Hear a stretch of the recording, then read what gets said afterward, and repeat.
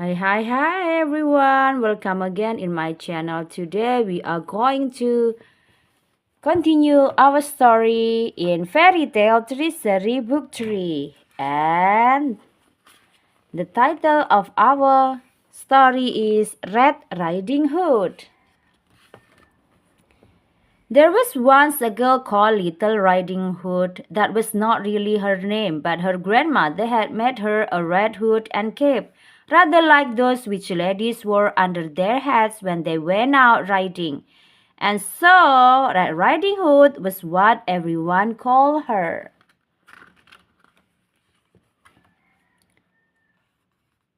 Now, Red Riding Hood was a nice little girl, always cheerful and kind. So, when she heard that her grandma was ill, she asked if there was anything she could do to help.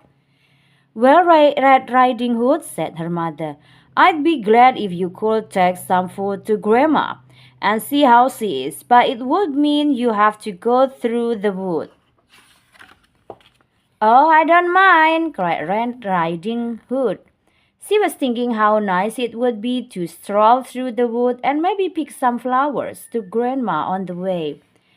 Well, said her mother again, you must promise to go straight to her house and no dawdling. Remember not to stop and speak to anyone you do not know.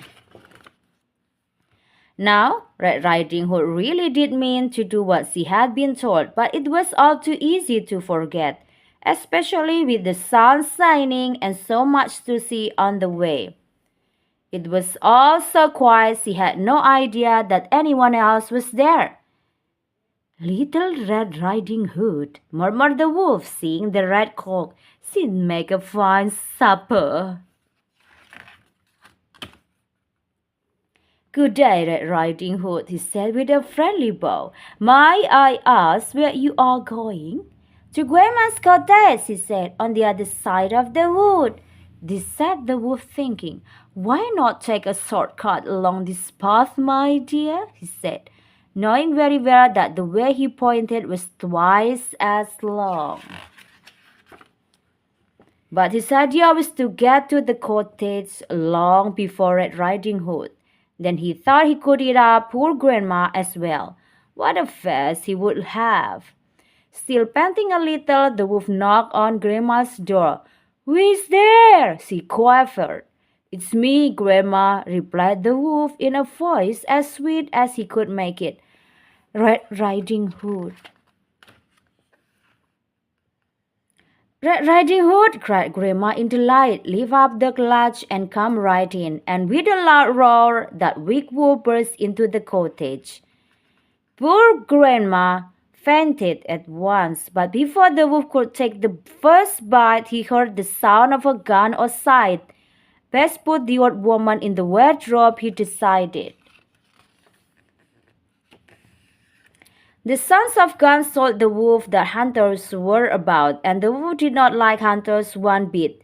Besides, he thought, Red Riding Hood will be arriving soon. So he put on Grandma's nightcap and gown and got into bed.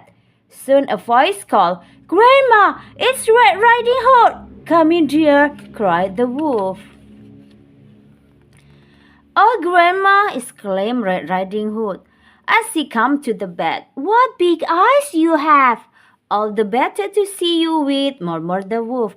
But, Grandma, Little Red Riding Hood said again, what big ears you have! All the better to hear you with, growled the wolf.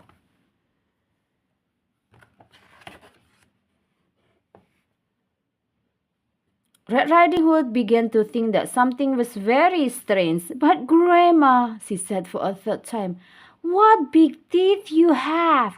All the better to eat you with, roared the wolf, and he leaped out of bed.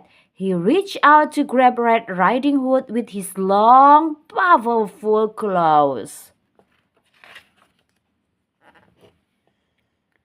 Red Riding Hood began screaming, which made her grandma bang on the wardrobe door.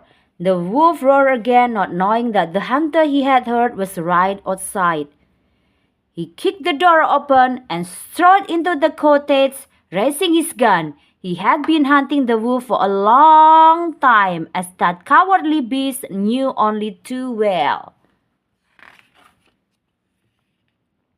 With one last desperate roar, he dashed out of the cottage, determined to escape the hunter's gun for the last time. After that, he was never seen again. By this time, Red Riding Hood had heard the banging on the wardrobe drawer and let her grandma out. And how glad they were to see the last of that weak wolf. But Red Riding Hood began to cry. "It's all my fault," she sobbed. "I should have done what Mommy told me and not spoken to the wolf." "Well," smiled Grandma, "I'm sure you won't do it again, dear. Now," she went on, "let's all have some tea. Then our friend the hunter can see you safely home." Well, that's the end of the story of the Red Riding Girl that she had a cap rat. That's all. The end of the story from the Fairy Tale Treasury Book 3. See you again. Bye bye.